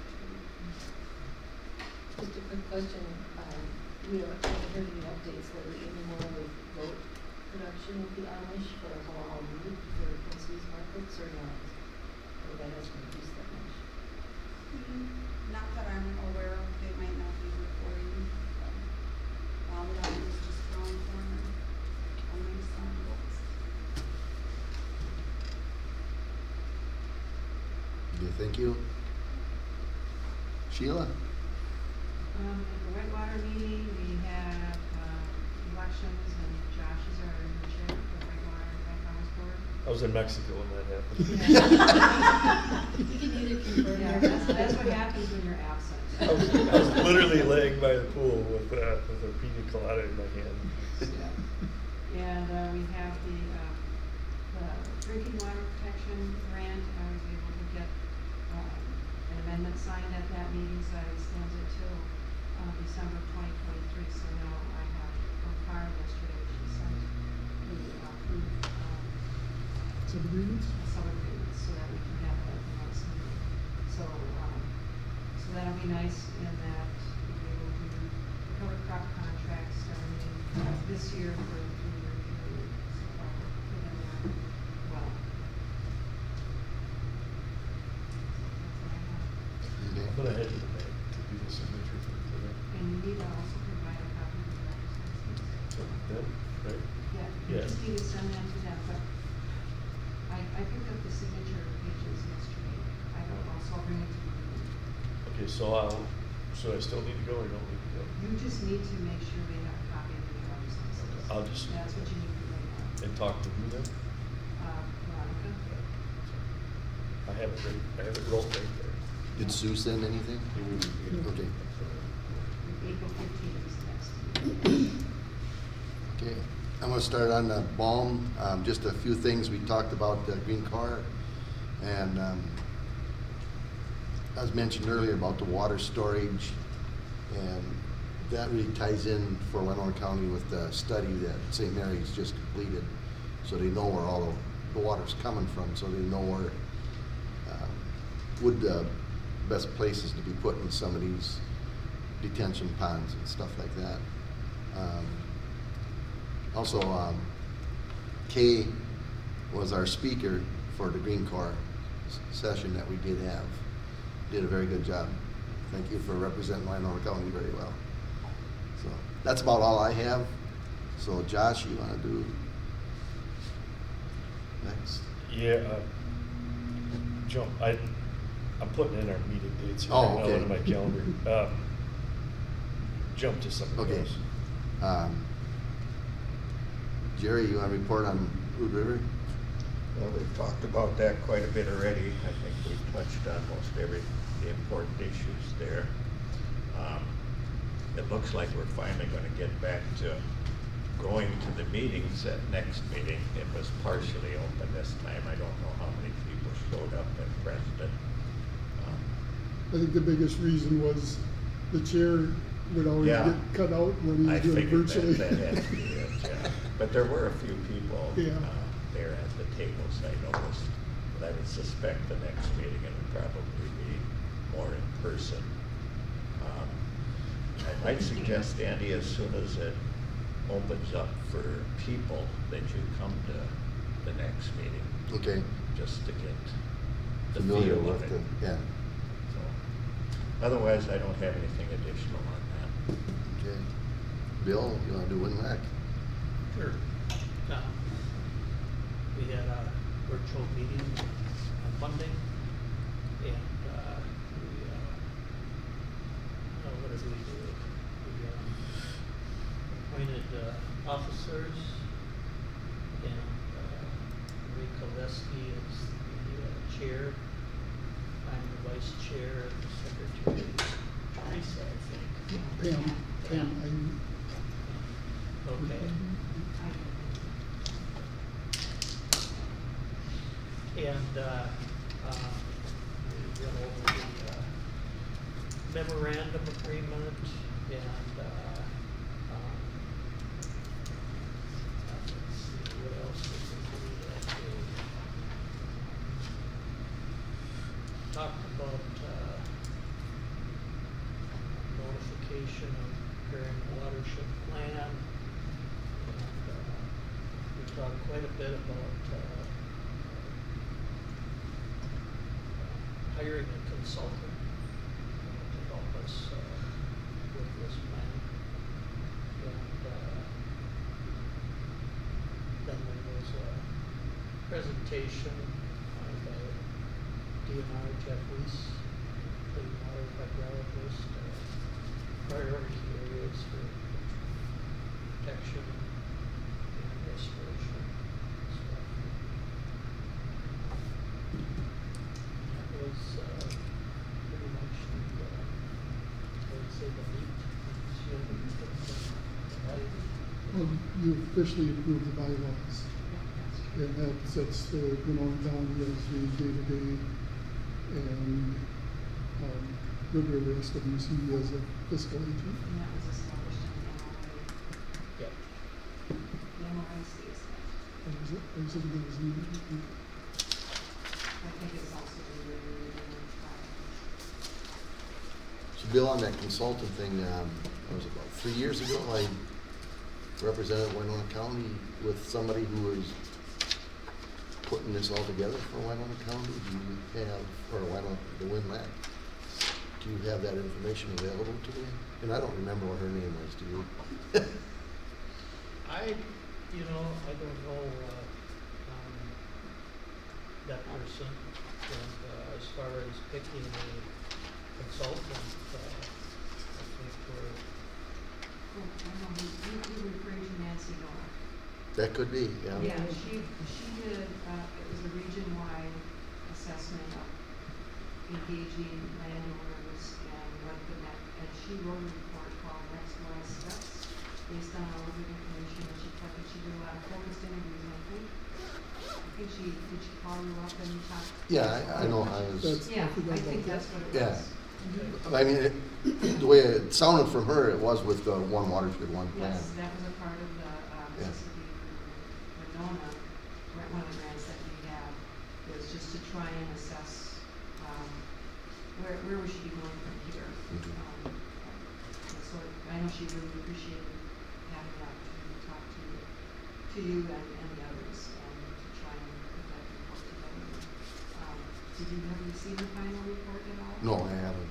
I Okay. just- I could bring it to you, or email it to you, or. Email it to him. I think it was very well done, and she talked to people all over Southeast Minnesota. Yeah. So what we would do is, put out a request for proposals for, consultant to do this. So we think with the RIP, we got 6 or 7, didn't we?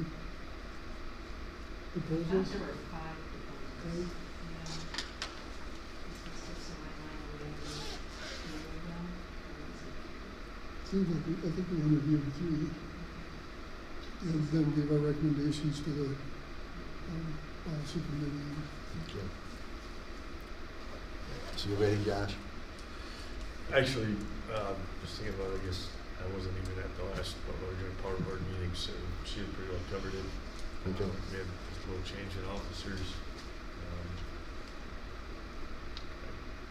Looking forward to hopefully do a decent spring, and kind of glad to see the snow melt relatively slow.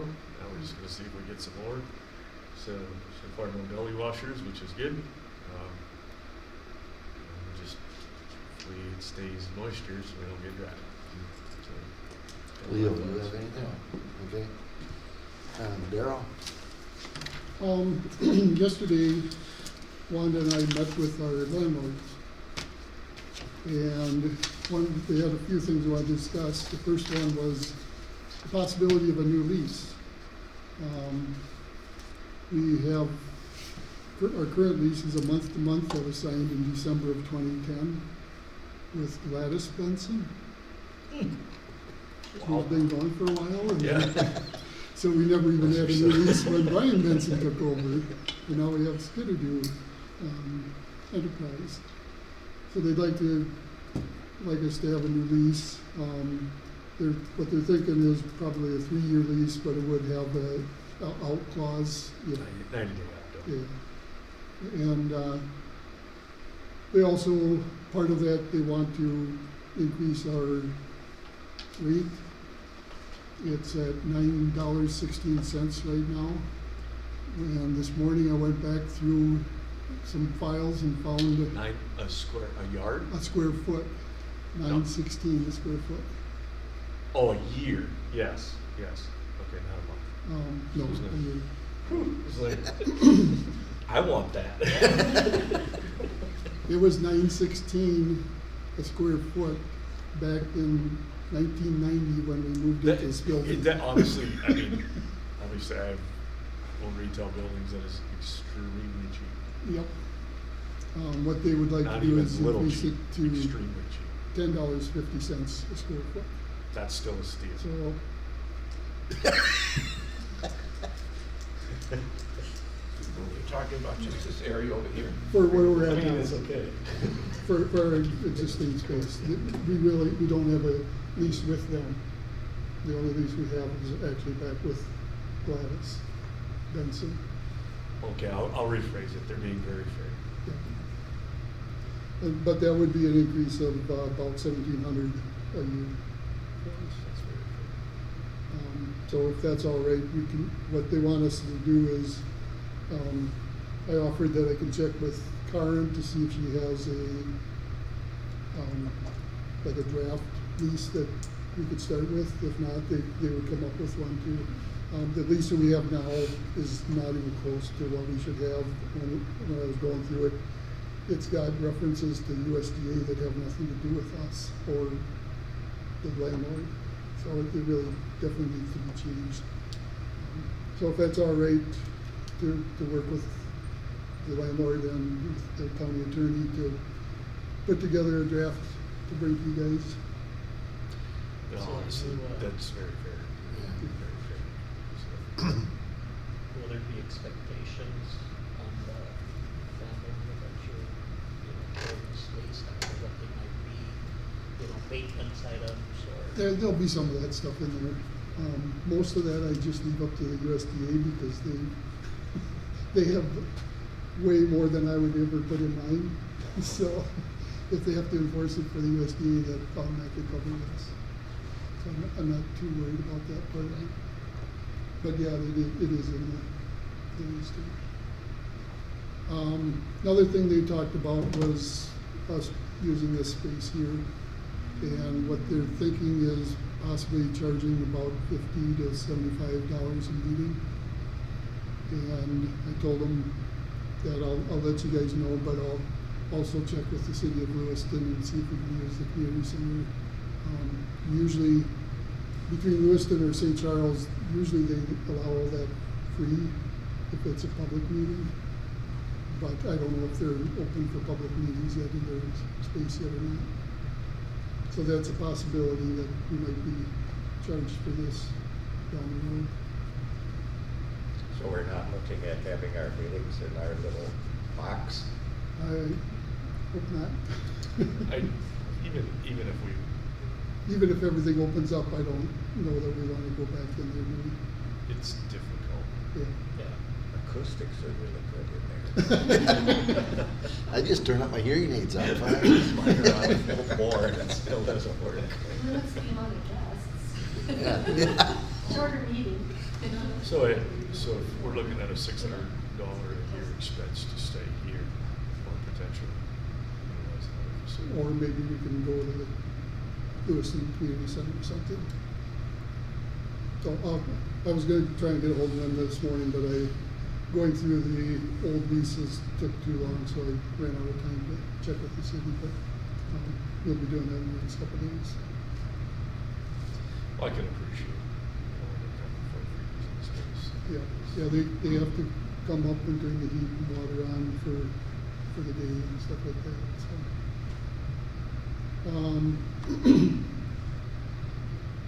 They also were concerned, they've been informed by USDA that the front entryway is not ADA compliant because we have a pop machine and USDA has their box and desk in there for people bringing stuff.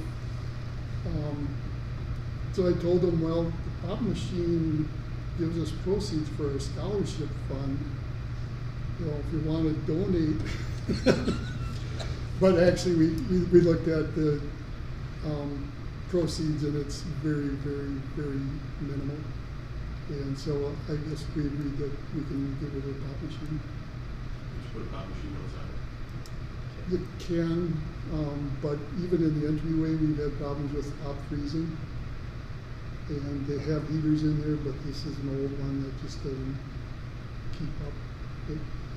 We got a total of $15 in proceeds last year. And it probably costs Well, you don't have $100 a flow of to people buy. in like you used to either. That's part of it, yeah. Yeah. Well, I think that was pretty consistent, wasn't it? It was 25 in 2019, and actually 5 last year, but we didn't get the deposit till January, which was $7, so it was 12. Maybe So time I'm to move thinking the that bottom sheet top in out. there is a And, little. yeah, and a lot of us are just bringing our own whatever anyway, and very little, all the time, it's been very few farmers using it. And So then it's we a also con- discussed. Is a common consensus to, we're getting rid of potash. Yeah. Okay. They let us know Okay. that they're still in the running for future space. USDA has let them know that they're still in the running. So they did discuss possibilities of what could be done here for us and USDA. And they gave us some ideas and we counter-offered. So but this would they look at this as a joint? It would have to be completely remodeled. But would it be both that site and this site? No, Everybody just moved to this site? yeah, Gotcha. but it would have to be walled Segregated. off where we're a complete space. We don't know that, they don't know for sure which space they for sure. Yeah, they just told them they were still in the running. They had put a proposal to move everybody here and to remodel that, where we're at now. But they did say that when they had the tour with the USDA people, they did comment that they liked this and the option of this and better. So,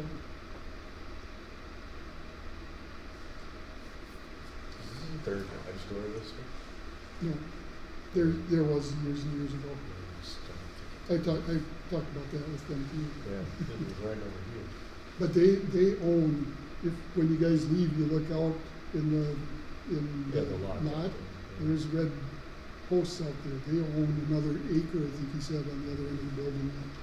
That's it. No, they, Skidder. Skidder do. The new owners, because Oh, Benson sold They this. own another acre there that Benson's uses as part of his. Must go almost up to that drain bed. It goes quite a ways. Yep. So there's a lot of opportunity here for everybody to be here. But like I said, it'd have to be remodeled quite a bit, so. And it's all, as I told them, the first step is USDA deciding what they're gonna do, and then we can look at what we wanna do. You know, if USDA picks somebody else and they're $20 a square foot, and Skidder is at $10.50, my guess is we probably would not move this USDA.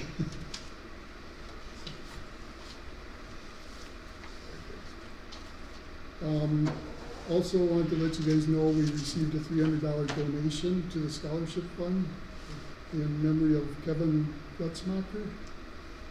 He's from St. Paul, but he's originally from Lewiston area. His mom, I believe, was at Ellinghazen. Yeah, my brother Larry is married to Kelly Fitzgerald. Okay. So he loved fishing, apparently, was the big thing, but fishing, hunting, camping. And so we wanted to send a thank you to both the donor and to the family of Kevin. Fall out of a tree stand about 6 years ago, I think it was. I was reading the obituary and it said that he had a life-changing hunting accident.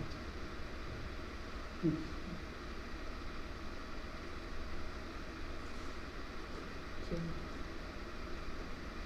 I think that's all. The only thing I just wanted to bring up is we need to really work on our budget and funding this year because we are looking at a little bit of an increase in our rent.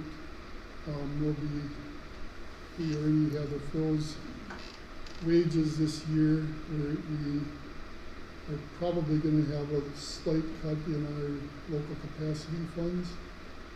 What the MASWCD is requesting is slightly lower than what we got the last biennium. But I don't know if the thought is that the districts will still get the same amount, but maybe the JPBs might get less, or how they're figuring those dollar amounts. But one way or another, it's probably going to be a cut to us, either in that or in more dues to the jump party if they're cut. So we really need to look at how we're gonna afford it again, or what we can change, or, So are those cuts on, like, projections of income that the state Well, is the- gonna come in, or? the local capacity, or the SWCD local capacity fund is clean water funds. So that's based on is that the, betting? I think that's where that comes from. Or is that the three years or whatever? Anyway, that is more of a set amount, but they have to request it of the legislature, and the legislature approves where the clean water funds goes. And some of it goes to housing, and so that what they're looking at is requesting a little bit less than last year, just because projections, even though the latest projection shows a little bit better numbers than November's did. And all of this is just up to the legislature. I have no idea if they're gonna approve the request or something completely different. And that's just one fund. We have no idea about any of our general fund rates, if those are gonna be up to, those are increased to, I'm assuming that increased. Such a good feeling. Yeah. So it's gonna be interesting how this year. So when are you gonna get some numbers to know how you, for budgeting? We aren't, we won't know till the legislature So passes something, which is May 15th or something like that, but it wouldn't surprise me if they went into a special session even. And normally we have to have our budget request to the county, it's usually been May, hasn't it? So we usually have to have that initial request before we know what the state's doing.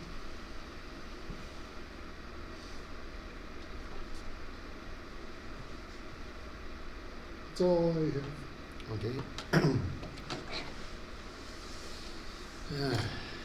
Yeah, committee appointments and meetings, kind of discussed that. Legislation is briefing already, correct? Or you got more on that? Nope, just letting you know there was a meeting. Okay. Local work group training, If you guys remember the local work groups that we have every year with the USDA to talk about priorities and stuff like that? And I usually go that bill. Yeah, Yeah, you two. but I'm in St. Charles. So they're redoing how this all works. For a number of years now, we would have a local work group and we'd send our priorities into the state, and it just seemed like it never meant anything. What they're doing this year is they're sending a certain amount of money to each of those teams that Sue's talked about. That what's your name? Jessica was up last meeting, I think. She's the head of the team, and so they're sending an amount of money to each team, and they distribute that out based on our priorities. So our local work group meetings are going to mean a lot more, and the priorities that we set are going to mean a lot more to where that money goes. So what they've been doing is, for staff, they've been giving us training every Wednesday morning this month for the first 4 Mondays or Wednesdays. And then the last Wednesday on the 31st is for supervising training. And it's open to all, so we're wondering if you're all interested, or if you want to just do the appointed. Don't know, but mine have been 10 to 11:30. Just let us know what time. So it's up to you guys if you want to we do can the whole go board every or year, just so your it's committee. something, it doesn't matter, you guys have to figure out later. do you guys wanna go? Or, You you're don't- not going, it's virtual, I guess. Yeah. And I don't see any charge on it either. Well, I'd like to keep up on it, yeah. Okay. So you're gonna make a motion then, or you can all attend? I'll make that motion that we can all attend if they want. Okay. Second. Second. Motion made in a second to allow anybody that wants to attend the local work group training. All those in favor signify by saying aye. Aye. Nay. Those opposed, nay. Motion carries. It really is your opportunity to say what you think is the biggest thing going on. And probably one of the So- crazy as it sounds, the most vocal place to do it. Local work group this year usually is in when? We haven't set one yet. We wanted to wait till after these trainings to get a feel. They're due July, I can't remember what it was, July 30th or something like that. So we have quite a bit of time to do it. So is that gonna be, it's all gonna be virtual, I take it? This training is virtual. We can just wait and see when we decide to have the actual meeting, if we need to go virtual. Last year we did it here, didn't we? I think we stayed for it, didn't we? We did it right here after the board meeting. Yeah, I remember that. Yeah, you did it right here. I didn't, but you had it. Yeah, I think you two. Must have I been think we later. stayed for it. Last year. Remember? That was- Oh, that's me, April, because it wasn't at That the was March for meeting, training. because, No, just I for was the gone local for that. work meeting. Good way to remember. yeah, I was in Mexico, or on a cruise, What actually. is the training involved? I don't know what the training is yet. We never There- had training, you never had training Never other had years, training did we? before. It's gonna be on the 31st. Okay, yeah. And once, I don't know if they're gonna send the link out to you guys, or if they send it to me and ask me to send it out, or what. We'll have to wait and see. So keep your eyes open in your emails too, and we'll try to remember to text you guys to let you know that that's something coming. I just don't know. What the training would be. I don't know. I've sat through two of them. There's some good information and some wasted time. And next regular monthly meeting is April 8th at 9 o'clock here. Any other business? Entertain a motion then to adjourn. So we to adjourn. Second. All those in favor, signify by saying aye. Okay.